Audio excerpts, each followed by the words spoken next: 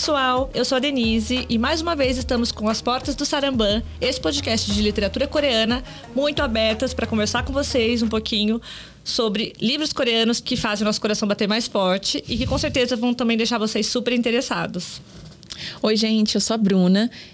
Hoje a gente vai trazer uma convidada muito especial que já faz um bom tempo que a gente quer gravar com ela. É até estranho, né? Não ter episódios com ela até agora. Daqui a pouco eu vou falar um pouquinho mais dela, mas acho interessante primeiro a gente falar um pouco desse novo projeto que a gente está inserida, certo? Isso mesmo. Para quem acompanha a gente sabe que a gente, nos últimos episódios, teve o patrocínio da LTI Coreia, que é uma instituição oficial do governo de tradução literária, né? E essa instituição também oferece, né, apoio financeiro para pessoas que estão interessadas em divulgar a cultura coreana. E mais uma vez a gente conseguiu passar no edital e vamos fazer aí mais 6 episódios com o auxílio da LTI Coreia. Muito obrigada. Sim. É isso. E é importante falar o tema, né? O tema desses 6 episódios, o título, né, é A Coreia do Sul, a história da Coreia através dos livros. Então a gente vai trazer 3 obras, uma delas é que a gente vai tratar hoje, que vão estar, de certa forma, dialogando com a história coreana e convidados também que vão poder acrescentar bastante para enriquecer essa leitura. Aí, só lembrando, já vou anunciar que o livro que a gente vai tratar hoje é o Céu, Vento, Estrelas e Poesia, do Yoon Dong-ju, tradução da Yoon Jun-in, e é da editora 7 Letras. Para quem não tem o livro ainda, se estiver interessado em comprar, a gente vai deixar o link de afiliados da Amazon, que daí também reverte um pouquinho para a gente, né, e ajuda o podcast. E todos os livros que a gente citar, ou filmes, qualquer coisa, a gente deixa também o link na descrição para vocês poderem seguir depois. Não precisa ficar preocupado em anotar tudo enquanto escuta. Sim, a gente faz esse favor, né? Então, vamos lá. Professora Yoon, que é a nossa convidada de hoje. Uhul! Muito obrigada por estar aqui conosco, por ter aceitado o convite. Obrigada pelo convite. A oportunidade de divulgar, né?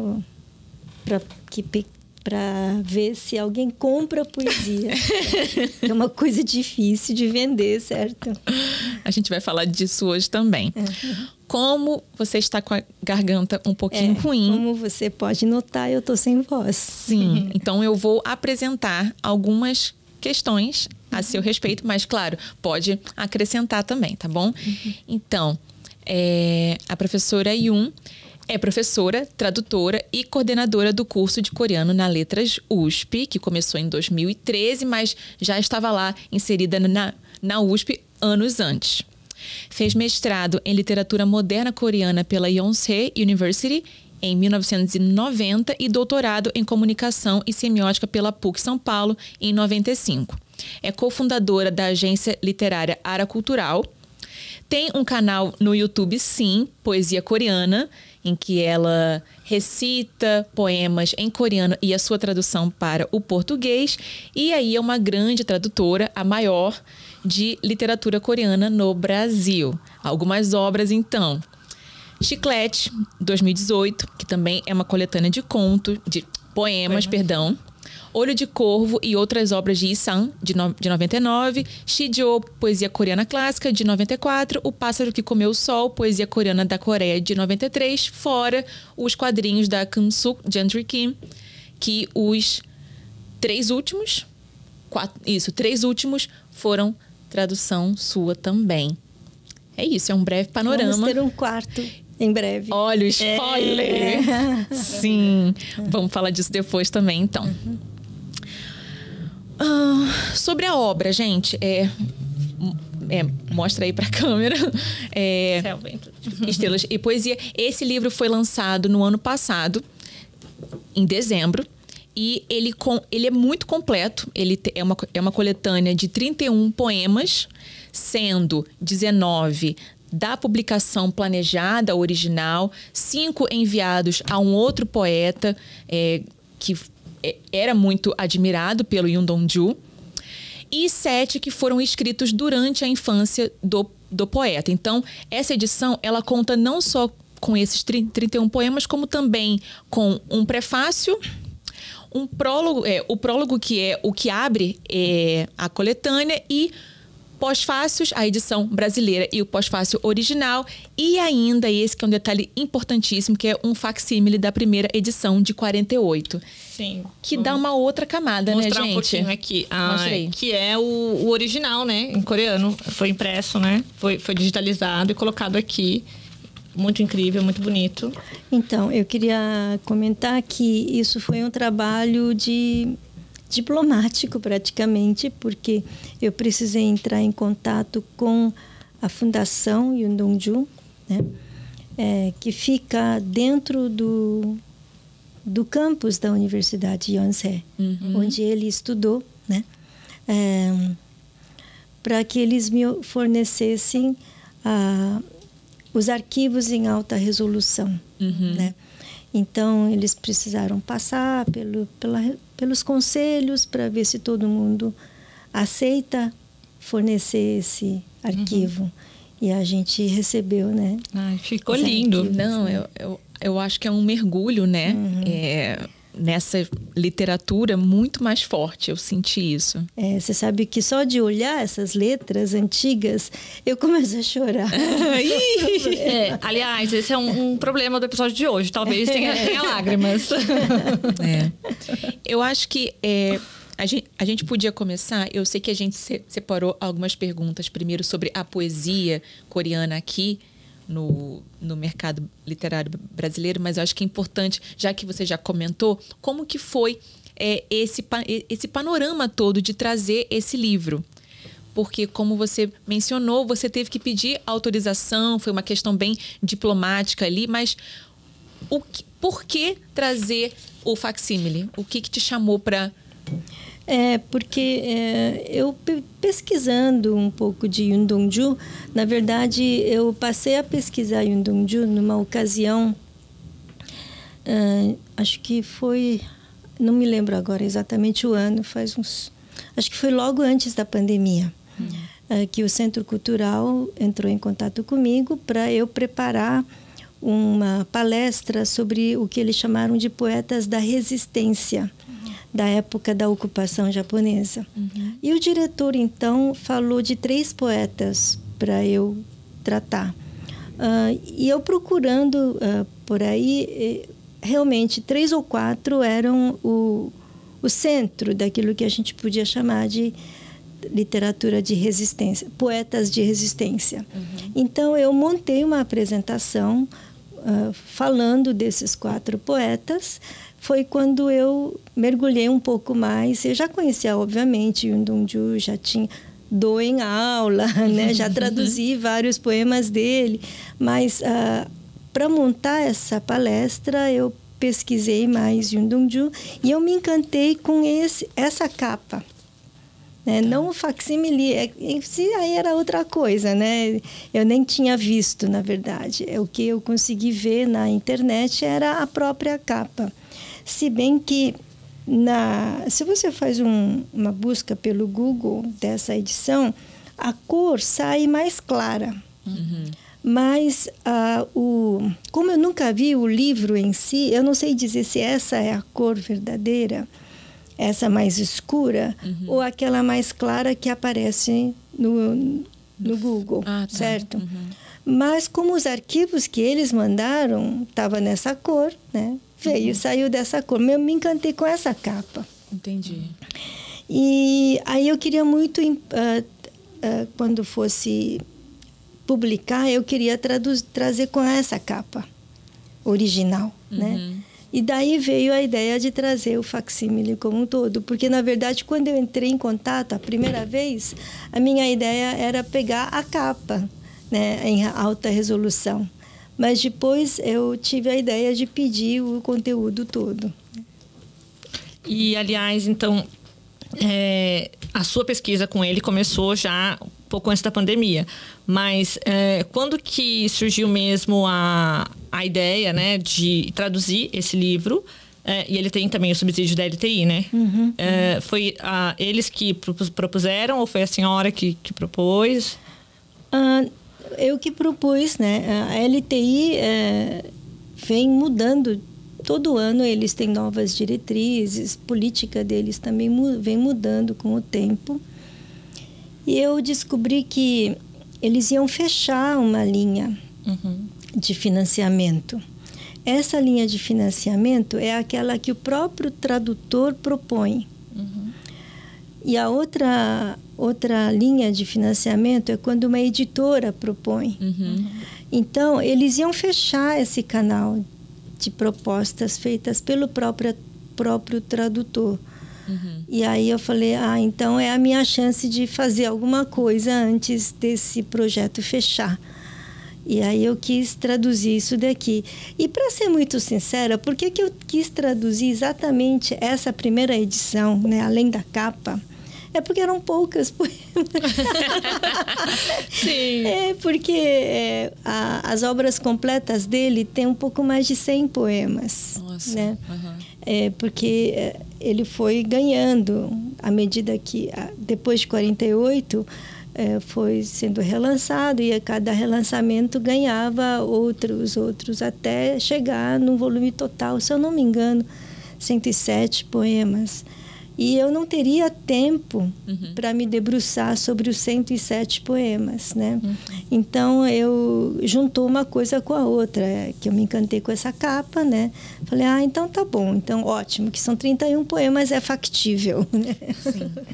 E também falando sobre a edição, como foram esses bastidores, por que a opção de trazer a versão bilíngue? Porque a gente tem acesso, então, primeiro em coreano e depois a tradução em português.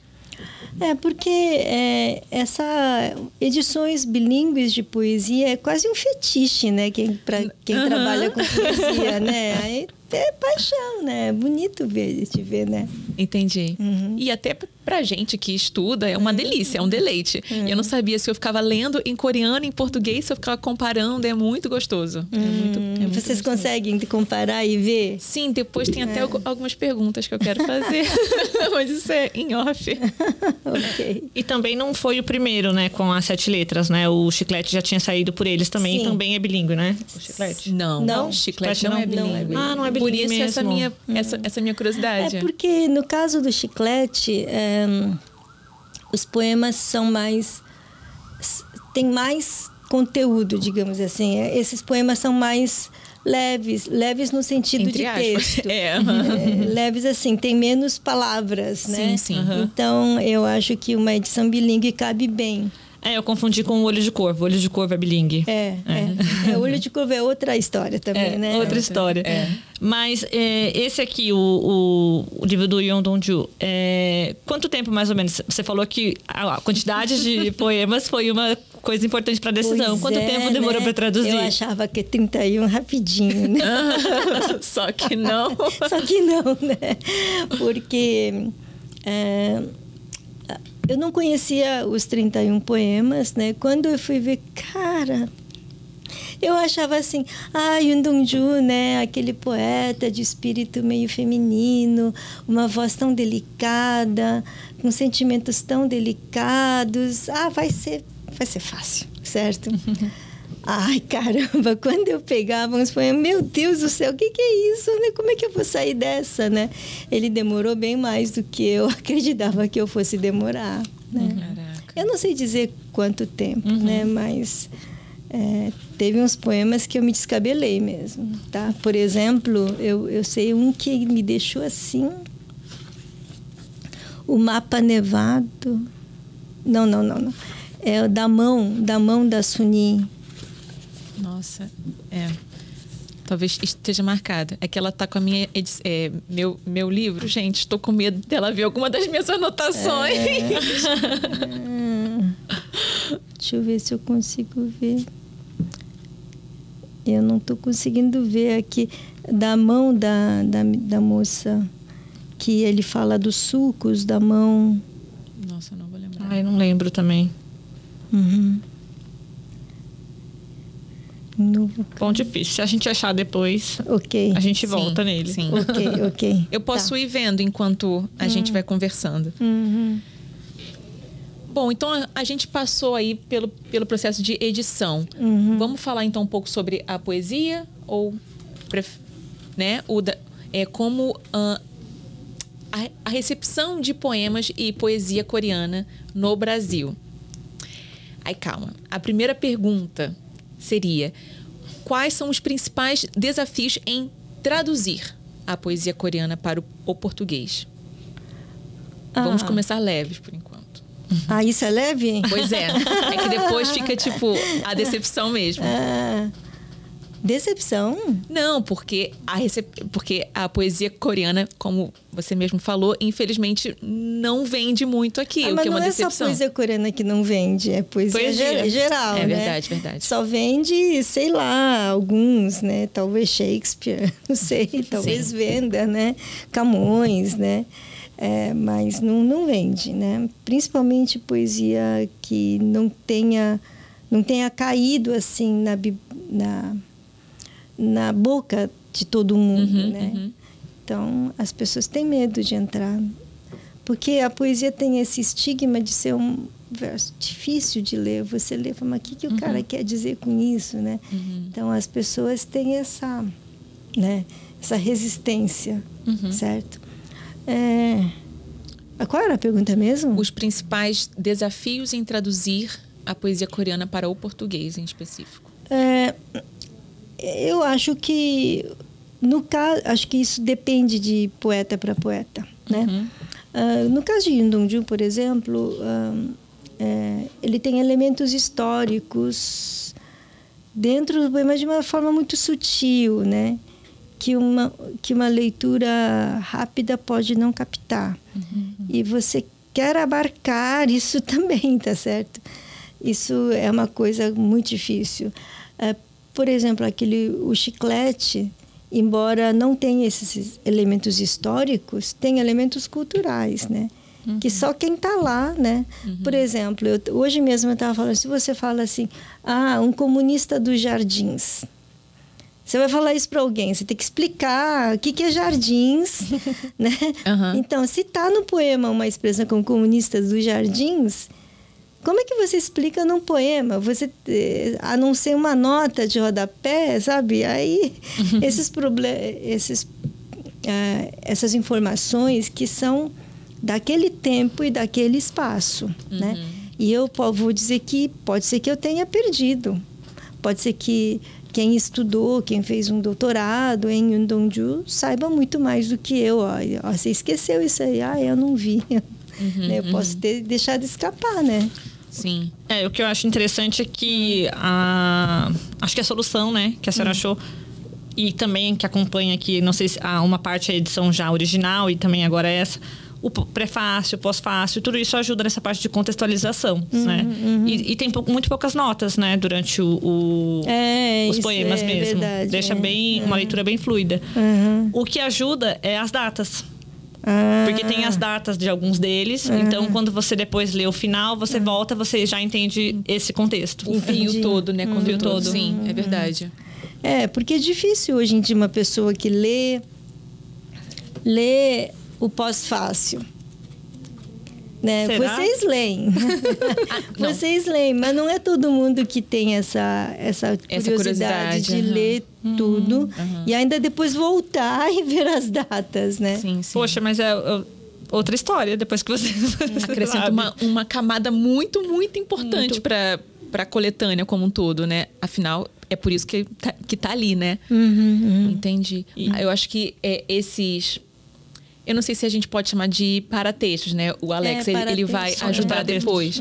Beleza, então, esses paratextos, para essa obra em específico, eu acho que dão uma camada que acho muito difícil você conseguir entender toda a potência dela sem ler, sem passar por eles.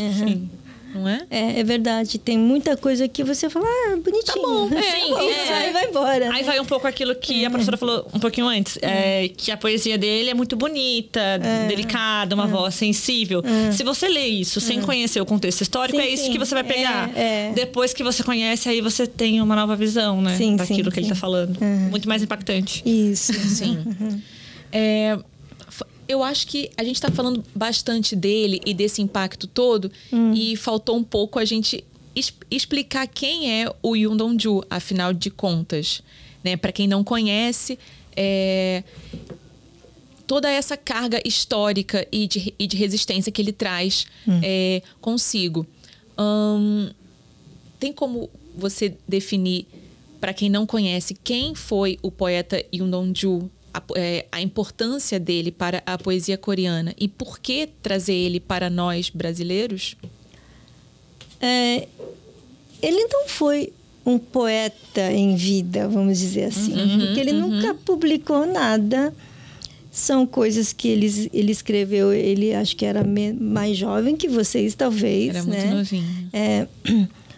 Ele não queria guardar, ele queria algum dia publicar, mas ele era um estudante, tá certo, ainda.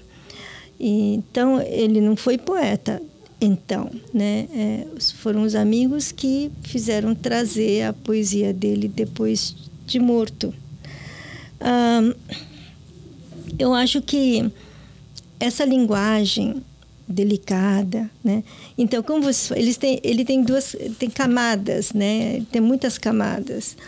E mesmo que você leia somente na superfície, ele faz sentido, ele é bonito, ele é delicado, né?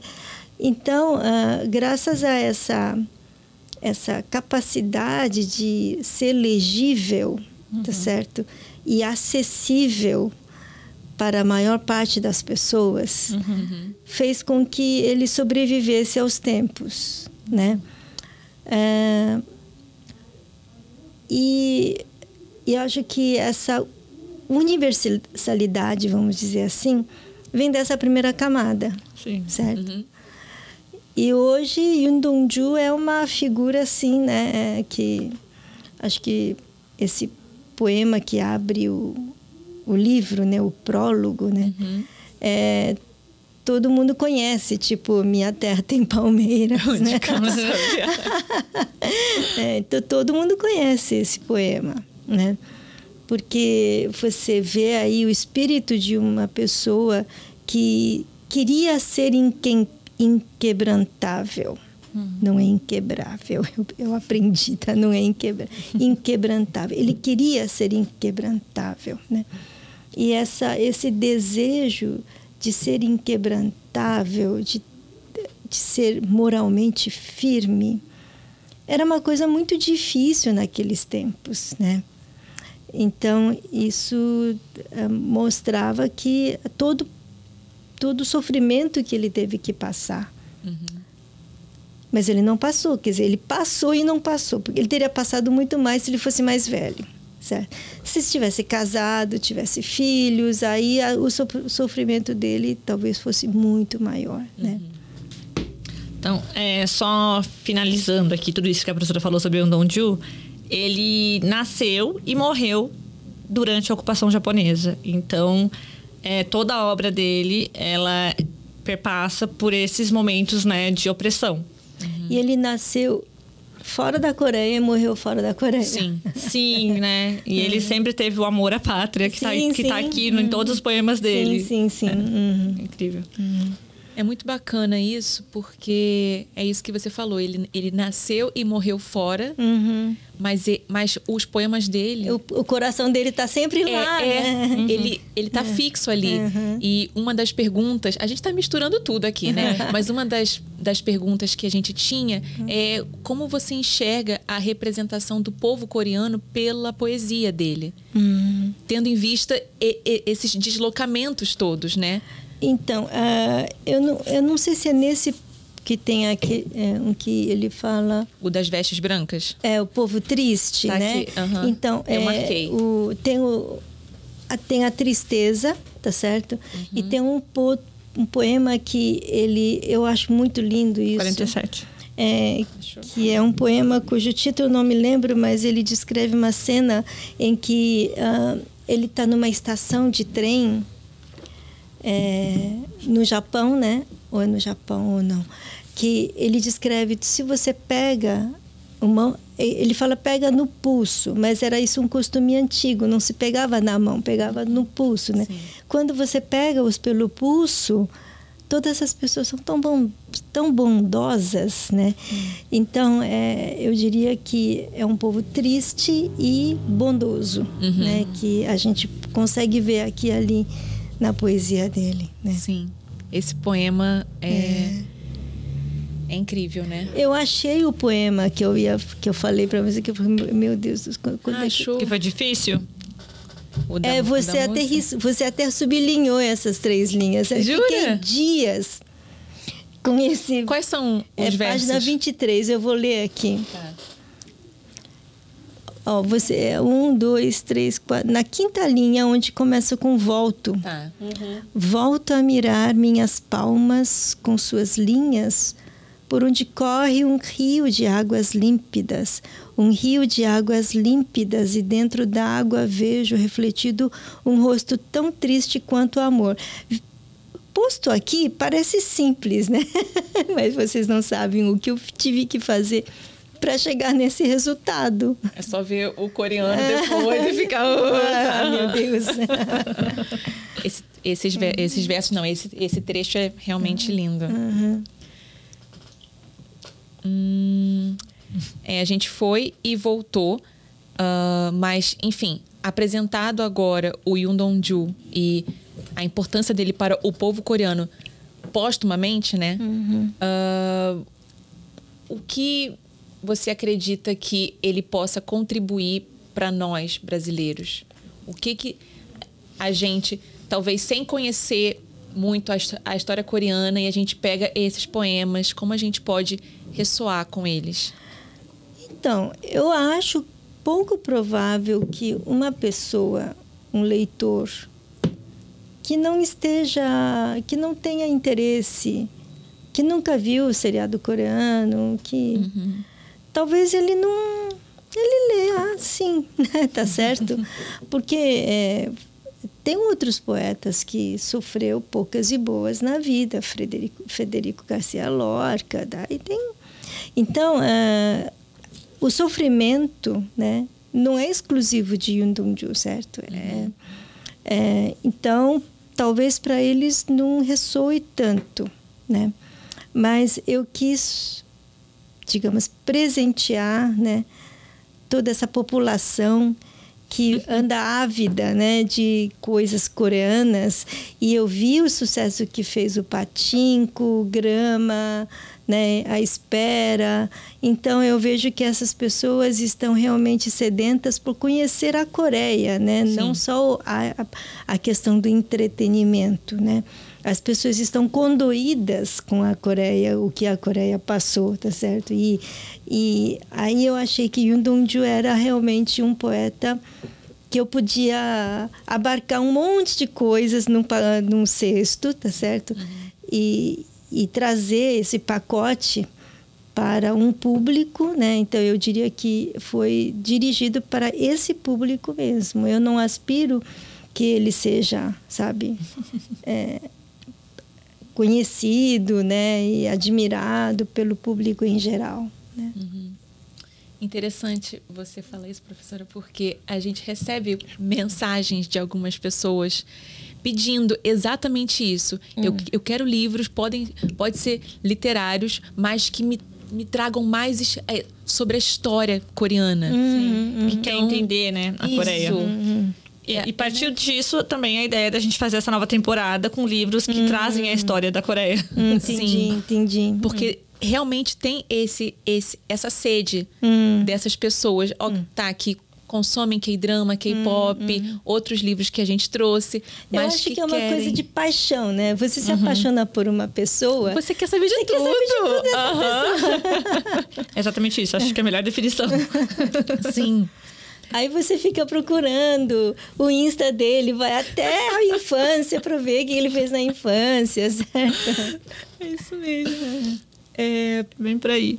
Professora, você comentou que o Yoon Dong-ju, ele não é diferente no sentido de passar por sofrimentos e colocar isso em forma de palavras.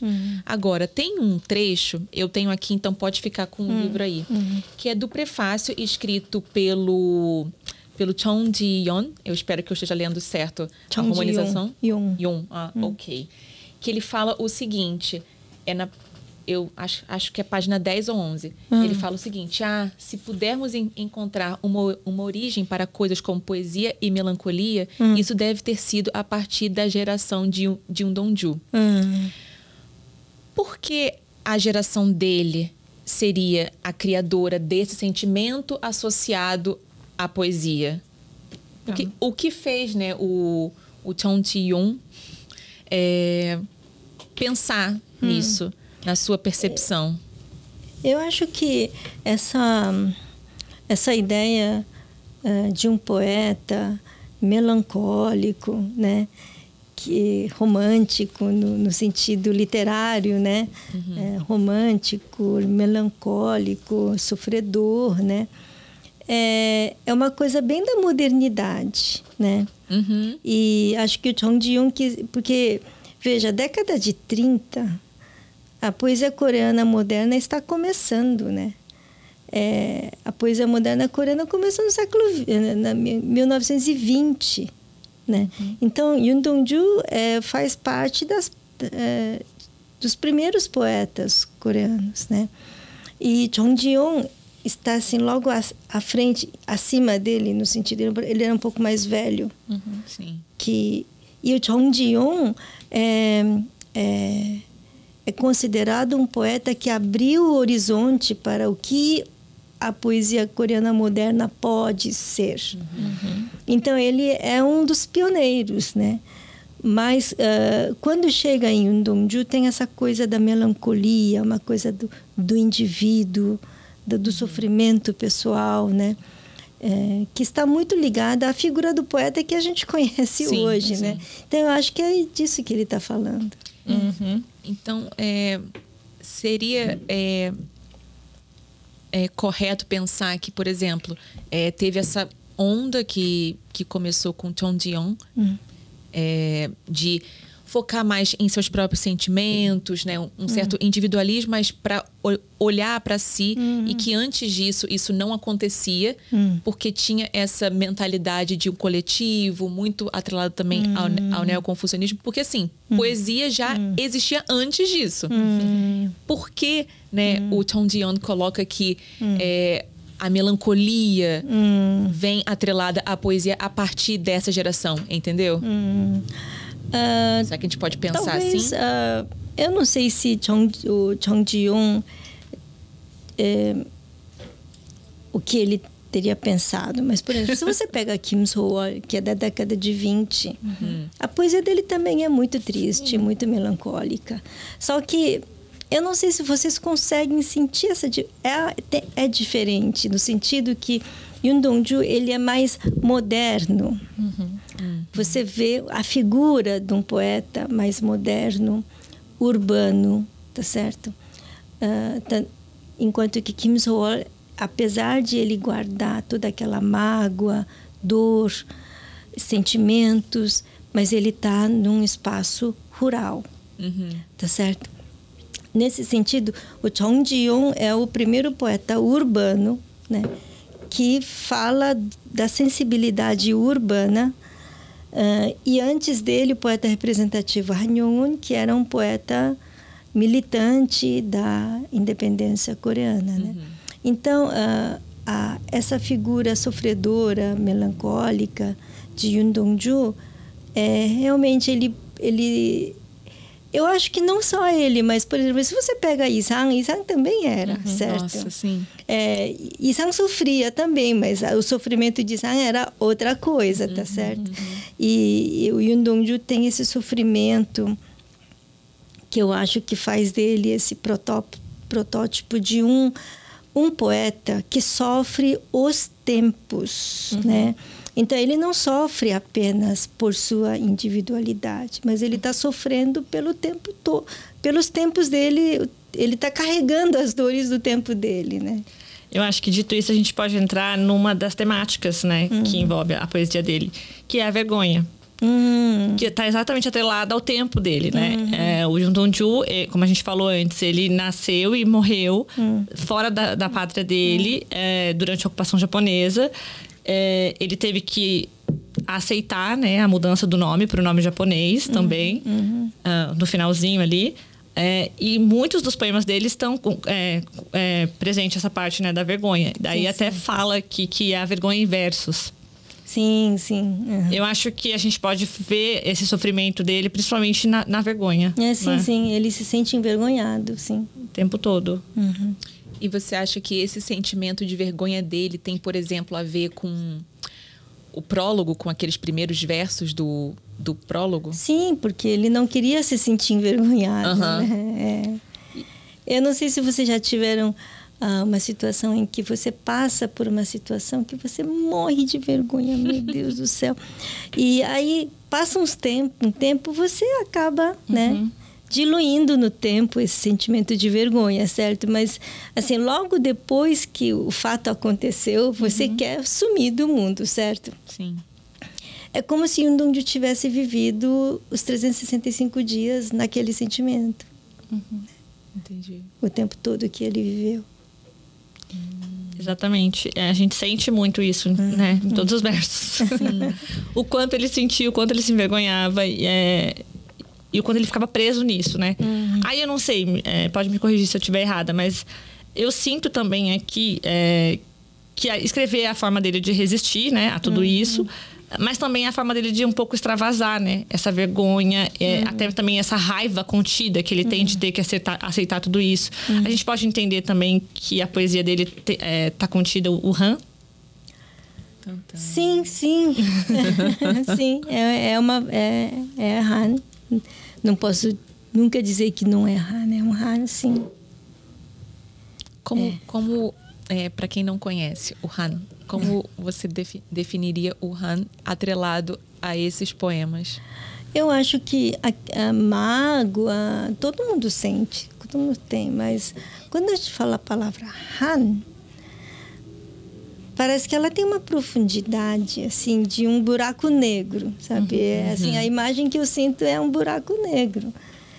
Que você remoe tanto a coisa que, sabe aquela expressão? Estou com tanta fome que o meu estômago está se comendo a si próprio. O Han é mais ou menos isso. Sabe? Você fica tão magoado, tão sentido, que você come a sua própria existência nela. Que lindo, que imagem. Tem um dos poemas que está na página 29, é o Hospital. Que eu acho que eu vejo muito o Han nele, né? Porque ele fala exatamente sobre... tem um pedacinho aqui. Ninguém, nem uma borboleta sequer, procura o jovem que diz sofrer no coração até o dia se pôr. E depois ele fala: eu também vim aqui pela primeira vez, sem mais suportar a dor que desconheço. Mas o velho médico não conhece a doença de um jovem. Diz que não tenho doença. Este tormento desmedido, este cansaço desmedido. Não devo me zangar. É exatamente isso, é engolir tudo que está acontecendo, porque ele não deve se zangar, né? E tem um outro que eu gosto muito nessa linha que você falou do Han, que eu acho que é autorretrato. Onde é que fica autorretrato? Acho que é o último, né? Ou não? É 21. Página 21. Será que é esse? Posso estar errado. 21. Não, não é esse. O poema que eu penso, eu acho que é desse do Noite. Registros de uma Confissão. Acho que é o último. 85. Deixa eu ver. Aqui, ó. É 85? Deixe-me limpar noite após noite meu espelho, com a palma das mãos, com a planta dos pés. Eu acho que é isso de você ficar, né?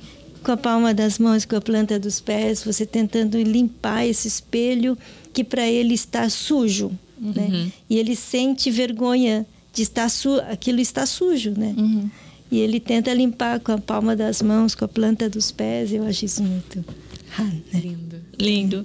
A gente falou aqui já de alguns poemas que a gente citou, mas tem algum em especial que, assim, é o seu favorito? Acho que esse Registro de uma Confissão, gosto muito dele. O poema que muita gente conhece, o Noite Contando Estrelas. Eu lembro que dessa última vez que eu fui para a Coreia, eu estava passando, acho que era a maior livraria, se eu não me engano, né? Essa livraria, ela atravessa 2 andares e não sei descrever, assim, tinha um vão no meio e eles tinham colocado um pilar onde passava poesia. Nossa. Muito lindo, né? Uma instalação assim. E no momento que eu entrei no prédio, né? Eu bati o olho, estava caindo as letras desse poema de Yundong, de Noite Contando Estrelas. Que lindo, né? Nossa. Então a gente vê o quanto que ele ainda está presente, né? Então, eu queria também comentar que que página que é A Noite Contando Estrelas? 55. Eu não posso ler esse poema, porque se eu leio, eu choro, não posso ler. Mas, por exemplo, aqui no final, isso é uma coisa que eu falei naquele evento, né? Aqui, ó. Mas, último, né? Mas, quando o inverno passar e a primavera chegar na minha estrela, então o inverno aqui são os tempos, tá certo? E a primavera chegar na minha estrela, crescerá um mato farto e orgulhoso. Orgulho, quer dizer, o contrário da vergonha, certo? É o que ele tanto almeja. O mato farto e orgulhoso sobre a colina onde se enterram agora as letras de meu nome, como cresce grama sobre túmulos, né? Então, eu queria dizer que essa grama que está aqui é o título grama da Kim Gum-suk, né? Do grama. Você fala, mas como que você pode ter certeza que esse grama é aquele grama? Eu tenho certeza. Se você lê o grama, lá no final, tem uns trechos que ela deixa transparecer e faz alusão a essa última estrofe, né? Vai lá e volta e leia. Eu lembro que a senhora falou isso no final, no simpósio do ano passado. Sim. E realmente tem tudo a ver. Você pode voltar lá e depois que você ler esse poema, você vai ver que ela estava fazendo alusão a isso aqui. Sim. E a gente vai trazer grama. É um dos próximos livros que a gente vai trazer. Interessante. Falando nisso, né? O grama... Eu traduzi o grama para Penguin de Portugal. E acabou de sair em Portugal. Em 10 de junho foi lançado o grama, com minha tradução em Portugal, claro, feitas as devidas adaptações para linguísticas, né? Português de Portugal, né? Que eu ia falar? Saiu com o título de A Erva, que é como eles chamam grama lá, né? Aí, quando eu só queria comentar aqui, quando eu recebi a versão corrigida para eu ler, eu falei, mas, bom, o que eu vou dizer, né? Vou ver o que está diferente com o meu, né? E aí, quando eu bati o olho no índice, falei, meu Deus, que palavras são essas, né? Era dióspiros e rebuçados. Falei, que palavra eu acho que eu lembro. Dióspiros e rebuçados, o que é isso, né? Que eles chamam balas de rebuçado e cá aqui é dióspiros. Falei, eu não posso corrigir, vocês é que corrigiram, não tenho como saber se tá bom ou não, né? Sim. Uma das dúvidas que eu tinha, mas eu não vou saber onde está agora, porque tem um outro poema que você traduziu dessa coletânea, que aí você optou por erva e não grama. Não vou lembrar qual é. Não vou lembrar mesmo. Tá aí marcado. Mas eu fiquei me perguntando isso, né? Qual é a nuance aí, a diferença da gente falar erva e da gente falar grama e como isso pode acrescentar para a gente entender a poesia dele. Será que era médico de ervas ou não? Não? Eu não. Pega. Daqui. Dá uma olhadinha. Porque eu fiquei, ué.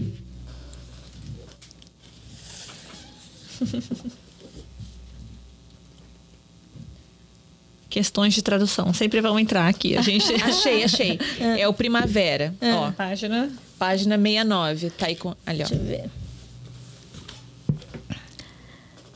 A primavera corre em minhas veias como um riacho, e à beira fria do córrego corrente sinos dourados, azaleias, flores amarelinhas de acelga, padecidos 3 duros invernos, floresço como um pé de erva. É que... tá.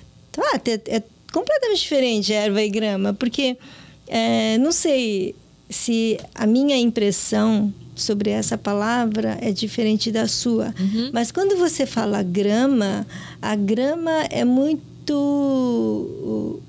um substantivo meio coletivo.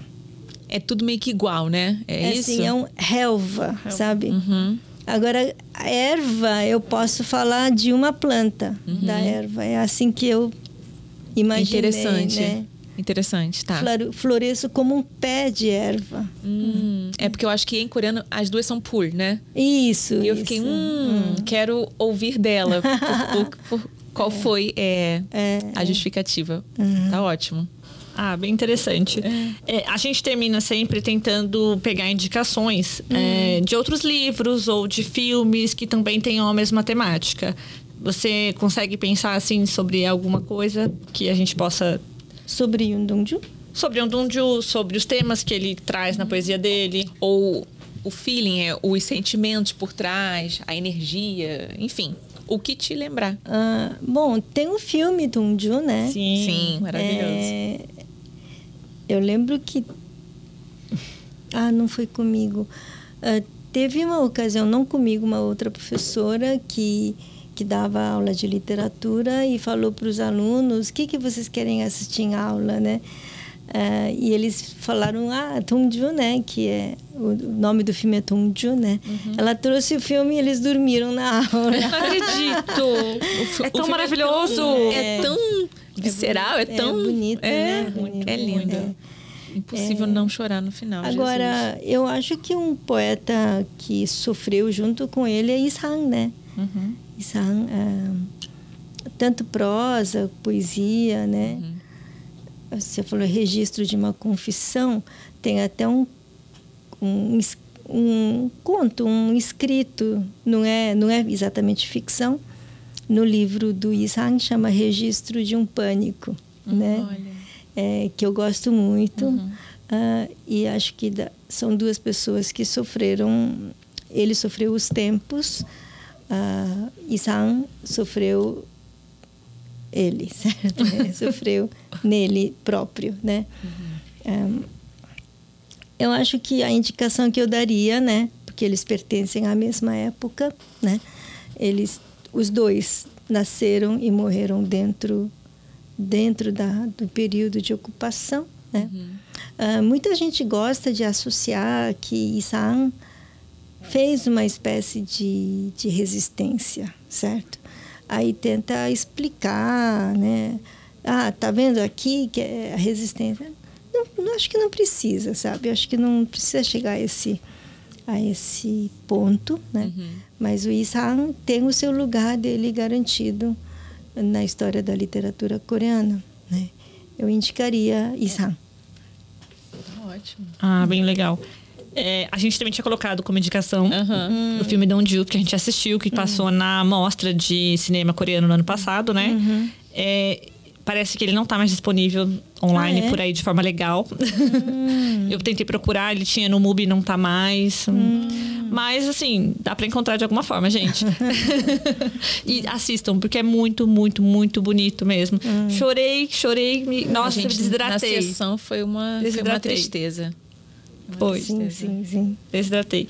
E o filme, o protagonista é o Kang Han-woo, que para quem assiste K-drama, é um ator muito já... Eu não vi nenhum drama com ele. Não, tem o Para Sempre Camélia, o Misen, né, que é a Vida Incompleta. Esse agora. É o policial? Sim. Ele mesmo. Ele é muito bom. Ele é muito bom. E ele vai estar agora na próxima temporada de Round 6. Vai. Por isso que a gente tá com a expectativa lá em cima, né? Veja que Kang Han-woo, né? Ele tem no nome Haner, que é céu, né? Sim. E aqui é o céu mesmo. Eu achei que ele foi perfeito no papel. Gente, incrível. Se encaixou muito bem. Vocês sabem que céu, vento, estrelas e poesia é 하늘과 바람과 별과 시, né? Aí eu falei pro meu marido, meu marido estudou em Yonsei, né? Que é onde ele estudou também, né? Então, quando eu fazia mestrado lá, tinha lá o prólogo, como é que fala? A pedra, né? A inscrição, né? Uma pedra com as inscrições do poema Prólogo, né? Então, todo mundo que estuda em Yonsei sabe que Yoon Dong-ju estudou ali, morou no dormitório estudantil dentro e tem a pedra lá. Aí eu falei que eu tinha traduzido, ele falou assim, Hababyeolshi, o que é isso? Paramga Byolgwashi. Você não sabe o que é Hababyeolshi? Não. A gente já sempre chamava Hababyeolshi, né? Eu aprendi uma palavra nova. É que eles foram pegando só as sílabas iniciais. Sensacional. Sensacional. Então acho que é isso, né? A gente fez meio que sintético assim para também poupar a sua voz, senão a gente fica aqui horas lendo esses falando poemas. De um por um, que a gente porque a gente marcou, né? A gente marcou. Vocês querem falar algum coisa? Querem que eu leia um? Isso, eu ia pedir. Fora o Hababyeolshi, né? Não, eu queria pedir o prólogo, eu acho que seria interessante. Para as pessoas conhecerem, né? Porque a gente citou também os primeiros versos. É isso daí. Prólogo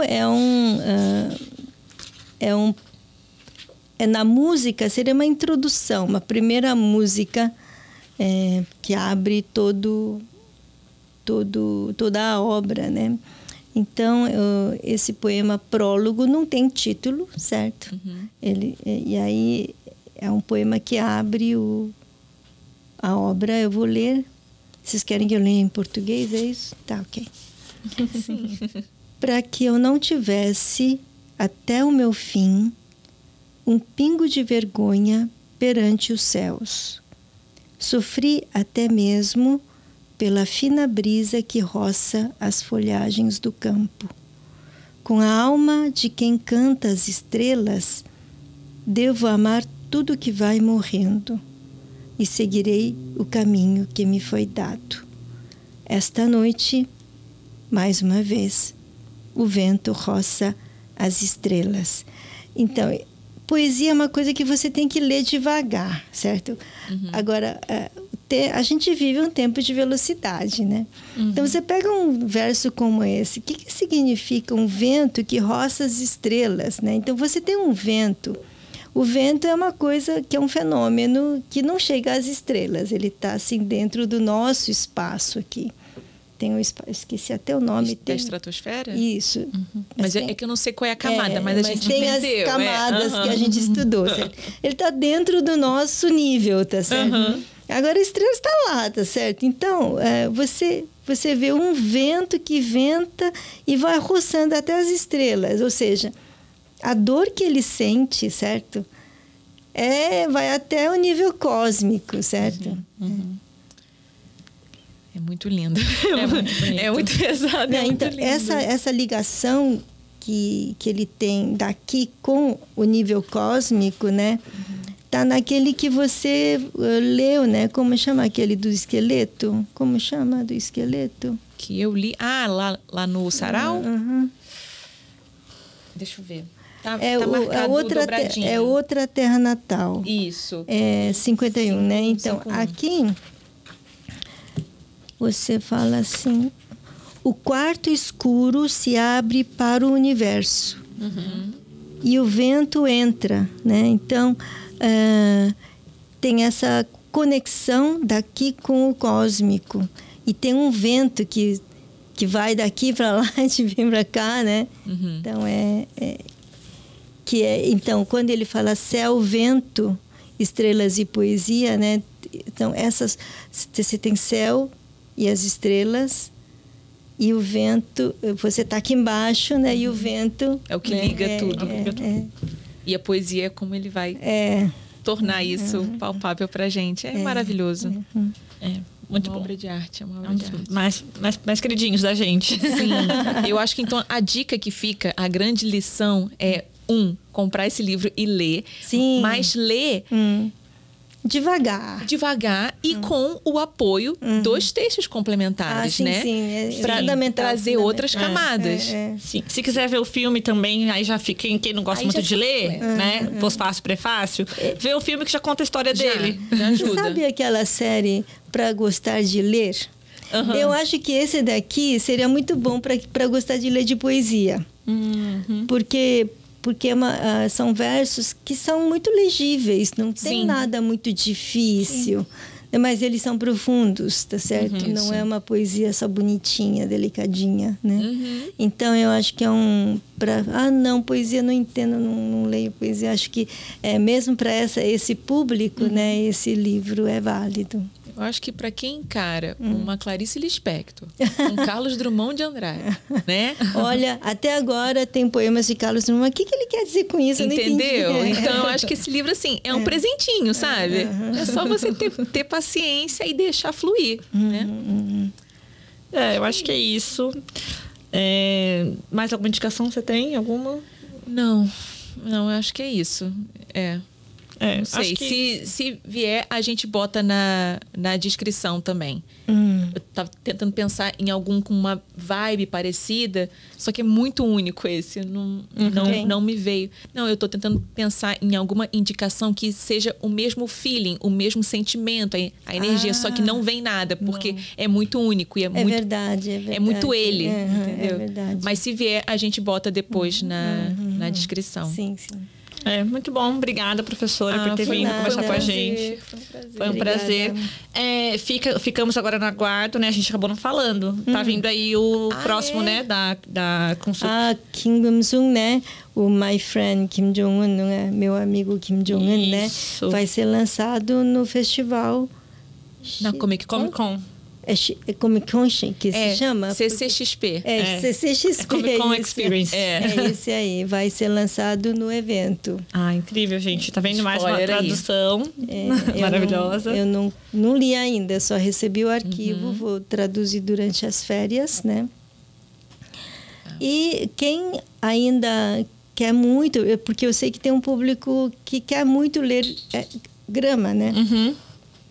Você pode comprar, acho que... Não sei se pela Amazon Internacional... Você diz a versão portuguesa. Isso, a versão portuguesa. Sim, tem como. Acho que dá para comprar. Né? Se bem que eles tiraram a maior parte das notas que eu coloquei. Mas algumas ficaram, né? Mas tiraram boa parte das notas. Ok, então ficamos por aqui. Obrigada novamente, professora. Esperamos que a gente receba também com novos livros, né? Que está sempre aí trabalhando. Novas traduções. Eu não tinha planos de fazer nada esse ano. Porque no ano passado, eu acho que traduzi 4 livros. Uau! Porque foi esse. Cães. Teve o Más Companhias. Verdade. E teve mais um, eu não me lembro agora. Eu falei, 4. Se bem que a história em quadrinhos não demandou tanto tempo ou esforço assim. Mas depois de 4 livros, não ia fazer nada esse ano, né? Mas aí veio esse novo da Kim Gum-sung. Mas é a tradição, professora, porque veio Grama primeiro, à espera de um Cães, então esse ano não ia poder ficar vazio, tinha que ter alguma coisa. Tinha que ser com a sua tradução. Traduzi Grama no ano passado, sim. Verdade. Isso. E para quem ainda para quem está esperando o livro da Kim Gum-sung esse ano, Brasil vai ser o primeiro país a publicar esse livro. Olha, que orgulho! Fora da Coreia. Né? Na Coreia foi publicado ontem, ou antes de ontem, dia 17. 3 dias atrás foi publicado na Coreia. Meu Deus! É isso, dia 17 de junho. E o Brasil vai ser o primeiro país a publicar. Eu acho que isso é um sinal, né? E, aliás, a autora vai vir, né, para Comic Con. Sim, ela vai vir. Para o lançamento, vai ser incrível. Maravilhoso. Que bom. Então, o ano promete. É isso, gente.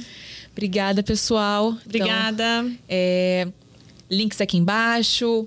Compartilhem e comentem se vocês ficaram interessados, né, em conhecer um pouco mais sobre a literatura coreana por meio Não, minto. A história coreana por meio de livros, né? Que é o que a gente está propondo agora com esses novos 6 episódios.